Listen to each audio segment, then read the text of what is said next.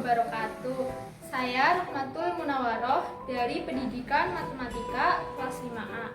Saya akan mempresentasikan rancangan media pembelajaran yang sudah dibuat, yang diberi nama Lukis Gambar, yaitu Ludo Kuis, Belajar dan Bermain Bangun Datar. Bangun datar adalah salah satu bagian dari geometri, atau bisa disebut sebagai bangun dua dimensi. Jenis-jenis bangun datar misalnya ada persegi, persegi panjang, segitiga, jajar genjang, layang-layang maupun lingkaran.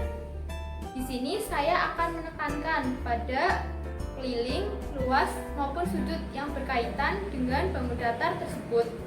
Tujuan penggunaan media pembelajaran lukis gambar ini adalah untuk membantu siswa untuk memperdalam pemahamannya terhadap penerapan konsep bangun datar tersebut. Selain itu, permainan ludo merupakan salah satu permainan yang banyak diminati atau digemari oleh anak-anak atau peserta didik.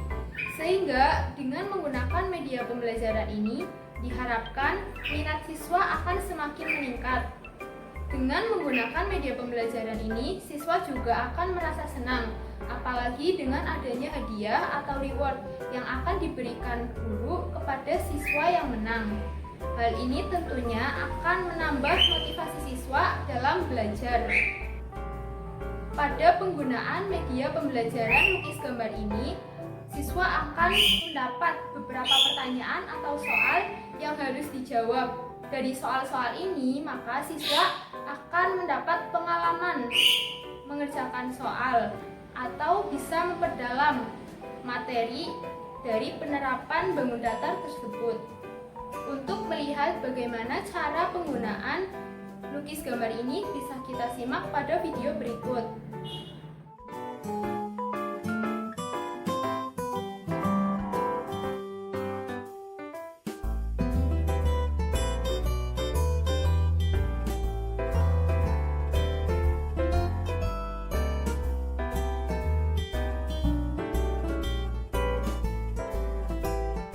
Sebenarnya penggunaan media lukis gambar ini sama seperti permainan ludo pada umumnya, tetapi mungkin ada beberapa perbedaan. Untuk melihat perbedaan tersebut bisa kita lihat pada saat penggunaannya.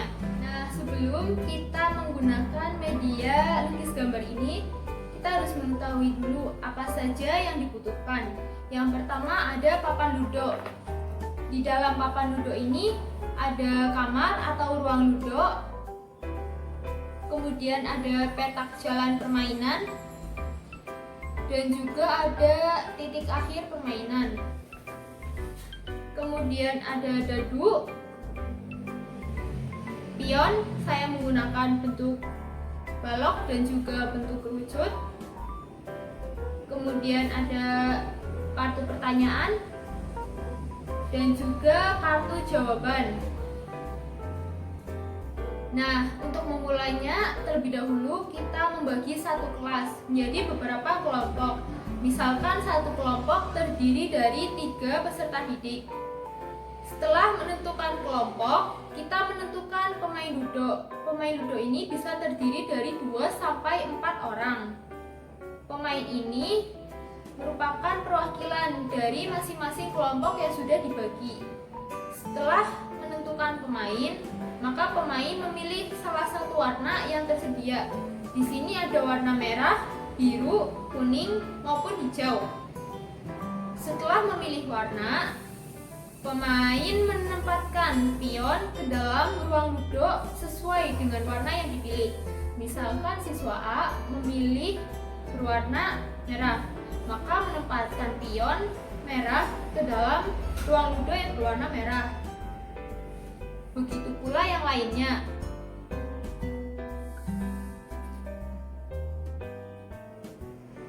Setelah semua pemain sudah menempatkan pion ke dalam papan ludo, maka permainan akan dimulai. Bisa kita mulai dengan menentukan pemain pertama. Pemain pertama ini merupakan pemain yang mendapatkan nilai lemparan dadu terbesar.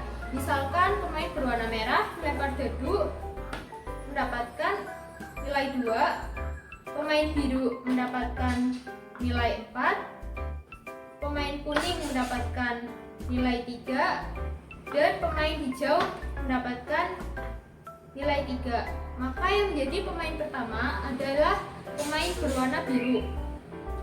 Setelah pemain pertama sudah ditentukan, pemain pertama mengeluarkan pion dari ruang duduk. Setelah itu, kita menentukan urutan pemain. Pemain pertama adalah berwarna biru, maka pemain berikutnya adalah berwarna merah, hijau, dan juga kuning. Hal ini sesuai dengan searah jarum jam. Setelah urutan pemain sudah ditentukan, pemain pertama melempar dadu kembali. Di sini pemain pertama adalah berwarna biru, maka pemain warna biru melempar dadu kembali. Ternyata mendapatkan angka 6. Setelah melempar dadu dan mendapatkan angka 6, pemain ini menjalankan pion pada petak jalannya permainan, yaitu sebanyak 6. 1, 2, 3, 4, 5, 6. Setelah pemain menjalankan pion, maka pemain mendapatkan kartu pertanyaan. Di sini pemain berwarna biru mendapatkan kartu pertanyaan. Selain itu, lawan dari pemain biru adalah pemain berwarna merah atau pemain berikutnya. Maka pemain merah mendapatkan kartu jawaban sebagai koreksi dari hasil jawaban dari pemain berwarna biru. Di sini pemain berwarna biru mendapatkan soal, ayah akan membuat pagar di sekeliling kebun berbentuk persegi panjang dengan ukuran 10 meter dikali 8 meter. Jika pagar terbuat dari kawat berduri yang terdiri dari 3 lapis, panjang kawat berduri yang diperlukan adalah... Nah, setelah bisa menjawab, akan dikoreksi oleh pemain lawan. Nah, pada aturan pertanyaan ini, apabila pemain menjawab benar pertanyaan, maka pemain mendapatkan 10 poin dan berhak melanjutkan permainan ke petak yang berikutnya. Sedangkan jika pemain salah menjawab, maka pemain tidak dapat menjalankan pionnya dalam satu putaran dan juga kembali ke petak yang sebelumnya. Jadi pemain biru ini kembali ke petak sebelumnya, yaitu di awal. Pemain ini bisa menjawab pertanyaan secara individu maupun didiskusikan di dalam kelompoknya. Kemudian, jika ditemui pada saat permainan, pemain berhenti pada petak yang terdapat bintang. Misalkan pemain berwarna merah mendapat petak bintang, maka pemain bebas dari kartu pertanyaan.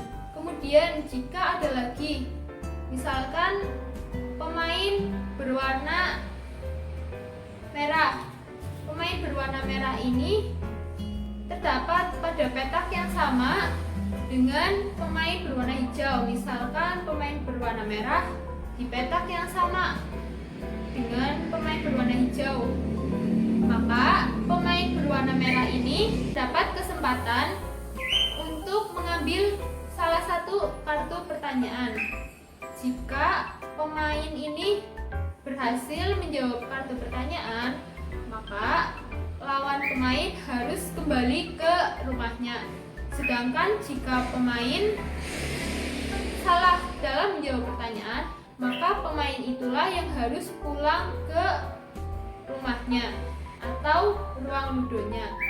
Kemudian, misalkan pemain itu hampir menuju titik akhir permainan.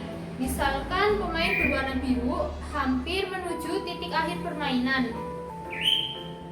Nah, pemain berwarna biru ini membutuhkan 2 petak lagi untuk mencapai titik akhir.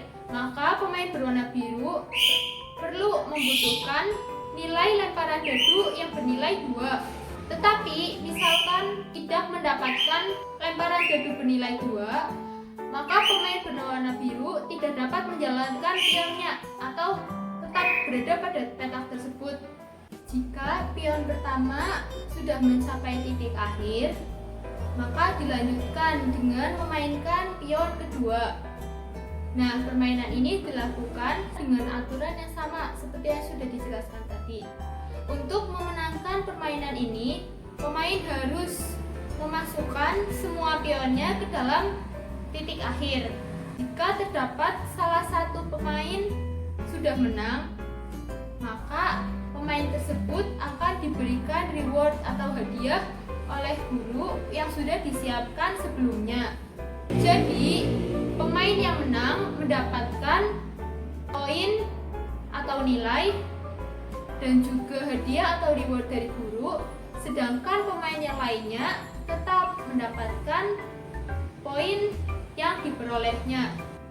Namun, pemain yang lain tetap menjalankan pion sampai pada titik akhir permainan. Jadi, setelah semua pemain sudah mencapai titik akhir permainan, penggunaan media pembelajaran ini telah selesai. Demikian yang bisa saya sampaikan. Mohon maaf apabila ada kesalahan dalam penyampaiannya. Terima kasih. Wassalamualaikum warahmatullahi wabarakatuh.